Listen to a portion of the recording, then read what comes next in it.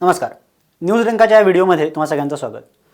आपल्याला माहिती आहे की पंतप्रधान नरेंद्र मोदी हे सध्या ग्लासगोमध्ये आहेत आणि COP26 समिट जे आहे त्या समिटमध्ये ते सहभागी झालेले आहेत.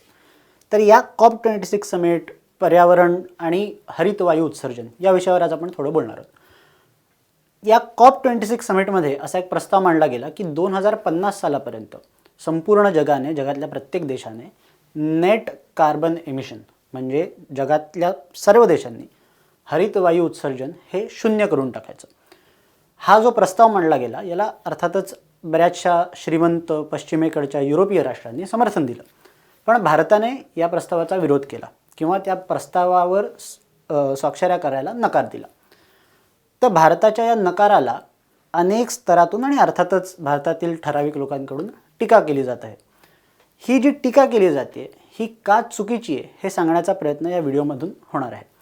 भारत सरकारने हा जो निर्णय घेतला आहे हा का घेतला आहे हे आपण समजून घेतलं पाहिजे. तर सगळ्यात आधी आपण लक्षात घेतलं पाहिजे की ही जी COP26 समिट आहे या COP26 समिटमध्ये चीन आणि रशिया या दोन देशांनी सहभागच घेतला नव्हता.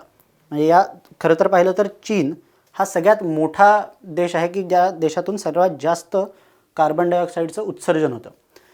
किती होतं तर चीनमध्ये एकूण उत्सर्जन जे होतं ते 11,335 मेगाटन एवढं कार्बन डायऑक्साईडचं उत्सर्जन दरवर्षी होतं. त्याच्यात खालोखाल दुसरा देश जो आहे तो आहे अमेरिका. अमेरिकेच्या पूर्ण वर्षभरात 5,107 मेगाटनाचं उत्सर्जन होतं. त्यानंतर युरोपियन युनियन याचा नंबर येतो 3,304. त्यानंतर भारताचा नंबर येतो 2,597 आणि त्याच्या खालोखाल रशियाचा नंबर येतो 1,792. आता असं जर का आपण पाहिलं तर आपल्याला लक्षात येईल की भारत हा चौथ्या क्रमांकावर आहे, पण ज्याला पर कॅपिटा म्हटलं जातं म्हणजे दरडोई किती कार्बन डायऑक्साईडचं उत्सर्जन होतं याचा जर का आपण विचार केला तर आपल्याला असं लक्षात येईल की चीनमध्ये दरडोई कार्बन डायऑक्साईडचं उत्सर्जन हे 8.1 टन्स म्हणजे 8.1 टन एवढं होतं. अमेरिकेमध्ये दरडोई कार्बन डायऑक्साईडचं उत्सर्जन हे 15.5 टन एवढं होतं. EUमध्ये ते 6.5 टन होतं.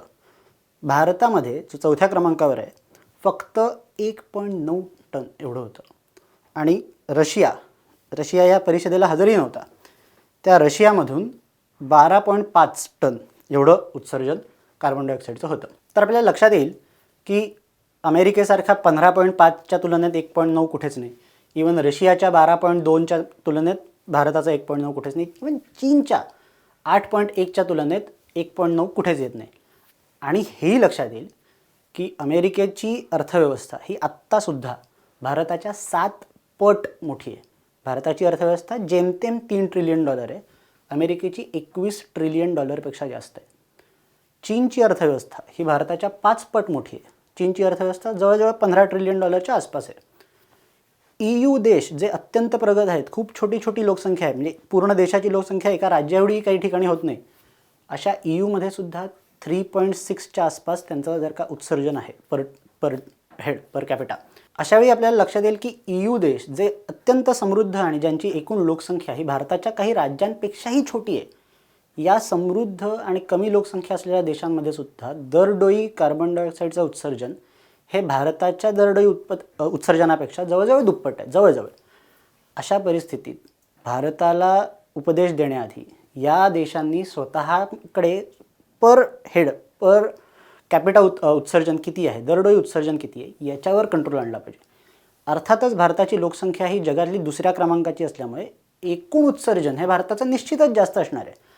पण असं असताना भारताचं पर कॅपिटा दरडोई उत्सर्जन किती आहे हे बघणं गरजेचं आहे. हे बघणं का गरजेचं आहे? आपल्याला माहिती आहे की सगळ्यात जास्त ग्रीन हाऊस गॅसेसचं एमिशन किंवा कार्बन डायऑक्साईडचं एमिशन किंवा हरित वायूचं उत्सर्जन हे जे होत असतं हे इंडस्ट्रीज किंवा ज्याला उद्योगधंदे आपण म्हणू याच्यातून सर्वाधिक होत असतं. पण उद्योगधंद्यांमधूनच औद्योगिक क्रांतीनंतर विशेषतः जी उद्योगांची भरभराट झाली त्याच्यामुळेच सगळ्यात जास्त प्रॉस्पेरिटी आणि समृद्धी आली. त्याच्यामुळेच आज पश्चिमेकडचे देश हे इतके श्रीमंत आहेत आणि ही श्रीमंती अत्यंत गरजेची आहे. आपल्याला अनुभव आहे की जेवढा किंवा आता याचं कारण काय COP26चं की जागतिक तापमान वाढ जर का झाली तर भयंकर समुद्राची पातळी वाढेल आणि अनेक लोक बेघर होतील वगैरे वगैरे वगैरे. हे चुकीचे असं अजिबात म्हणत नाही, हे सगळं खरं आहे आणि हे होऊच शकतं. पण आपण साधा विचार करू, जेव्हा महाराष्ट्रात आपल्याला माहिती आहे, आपल्याला या वर्षीचं उदाहरण आहे की चिपळूणमध्ये जो काही भयंकर प्रकार घडला, म्हणजे भरपूर पूर आला आणि अतोनात नुकसान झालं. पण ते अतोनात नुकसान झालं हे आपण जेव्हा म्हणतो ते कंपॅरेटिव्हली बघितलं पाहिजे. म्हणजे अर्थातच एका व्यक्तीचा जरी मृत्यू झाला किंवा काही नुकसान झालं तरी ते त्या व्यक्तीसाठी, त्या कुटुंबासाठी खूप मोठं असतं. पण जेव्हा आपण बघतो की अशीच वादळं किंवा ह्याहून छोटी वादळं भारताच्या पूर्व किनाऱ्यावर येतात, ओडिशा, वेस्ट बेंगॉल ह्या राज्यांमध्ये येतात, तेव्हा आपण बघू शकतो की छोटी वादळं खूप जास्त आणि खूप मोठ्या प्रमाणावर नुकसान करतात. याचं कारण हेच आहे की त्या राज्यांमध्ये भयंकर गरिबी आहे, भयंकर गरिबी.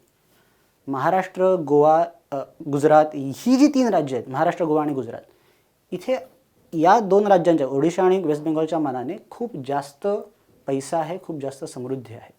त्यामुळे इथली घरं चांगली आहेत, इथल्या सुविधा चांगल्या आहेत, इथले रस्ते चांगले आहेत, इथला वीज पुरवठा चांगला आहे, सगळं चांगलं आहे या 2 राज्यांच्या तुलनेत. अशा वेळी जेव्हा तिथे वादळ येतं तेव्हा तिथली लोकं अक्षरशः जनावरासारखी मरतात.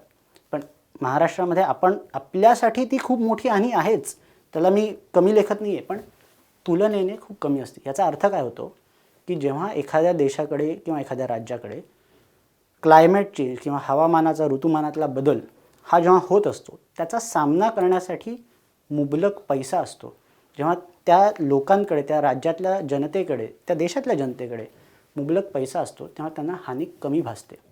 आज जर का आपण एखाद्या माणसाला सांगितलं की बाबा तू तुझी बाईक चालवणं, तुझी गाडी चालवणं बंद कर, आणि कुठल्या तरी साध्या ठिकाणी कमी पगारावर काम करणारा तो माणूस आहे, त्याला रोजच्या वाहतुकीसाठी त्याला एक वाहन पाहिजे, आणि त्याला जर का कोणी सांगितलं की बाबा तुझ्या वाहन चालवण्यामुळे खूप तू पेट्रोल आणि डिझेल पितोस, तर तू हे बंद करून टाक आणि इलेक्ट्रिक गाडी आहे, तर तो थोबाडीत मरेल आपल्याला. कारण त्याचा प्रश्न त्याला पुढच्या महिन्यात जेवायला काय मिळणार आहे हा आहे.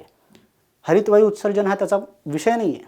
हा विषय कितीही गंभीर असला तरी तो कसा लोकांपर्यंत पोहोचवता येईल, सामान्य लोकांपर्यंत पोहोचवता येईल, यावर भर देणं गरजेचं आहे. आणि हे वाढवण्याकरता भारताचं पर कॅपिटा इन्कम जे आज $2,000 आहे, फक्त $2,000, आणि अमेरिकेचं $60,000 आहे. विचार करा, आपल्याला 30 पट वाढायचं आहे पर कॅपिटा. ते जेव्हा होईल तेव्हा आपण म्हणू शकतो की हां, आता आम्ही उत्सर्जन कमी करू शकतो, कारण आता आमच्याकडे एका लेवलपर्यंतची भरभराट आलेली आहे, समृद्धी आलेली आहे, की आम्ही जर का काही देव न करण्याची परिस्थिती आलीच की हवामान बदल झाला आणि जगाचं तापमान वाढलं, समुद्राची पातळी वाढली, तर त्याला तोंड देण्याकरता आमच्याकडे पैसा आहे. आज जर का आपण नेट एमिशन 0 केलं, आज जर का आपण उत्सर्जन करणार नाही, 0 करू असं म्हटलं, तर ना त्या परिस्थितीचा सामना करण्यासाठी आपल्याकडे पैसा राहील, आणि ते अचीव न केल्यामुळे गरीब राहिलेली आपली जनता अक्षरशः कुत्र्या मांजऱ्यासारखी मरेल. आणि ते जर टाळायचं असेल तर आज जो भारत सरकारने घेतलेला निर्णय की आम्ही नेट 0 एमिशन करूच शकत नाही, कारण आज आमच्याकडे भरपूर गरिबी आहे, त्या गरीब जनतेला गरिबीच्या वर आणणं हे आमचं प्रमुख ध्येय, प्रमुख गोल आहे. तो गोल, ते ध्येय जोर आम्ही साध्य करत नाही तोपर्यंत आम्ही हरितवायू उत्सर्जनचं अर्थात आम्ही प्रमाण कमी करतो आहे. भारत सरकारच्या आणि भारतीय इंडस्ट्रीच्या प्रयत्नामुळे आपण अनेक मोठ्या प्रमाणावर सोलर पॅनल्स असतील किंवा अशा प्रकारची ज्याला अक्षय ऊर्जा आपण म्हणतो, या अक्षय ऊर्जेच्या क्षेत्रामध्ये आपण भरपूर मोठी प्रगती केलेली आहे. पण एकदम सगळं बंद करून, कोळसा बंद करून, इंधन खनिज तेल बंद करून पूर्णपणे नेट एमिशन 0 करा असं जर का कोणी आग्रह करत असेल, जो पुढच्या 30 वर्षात करा असं म्हणत असेल, तर ते शक्य होणार नाही. आणि ह्याची जाणीव भारत सरकारला होती, आणि म्हणूनच भारत सरकारने हा घेतलेला निर्णय आणि दिलेला नकार हा योग्य आहे.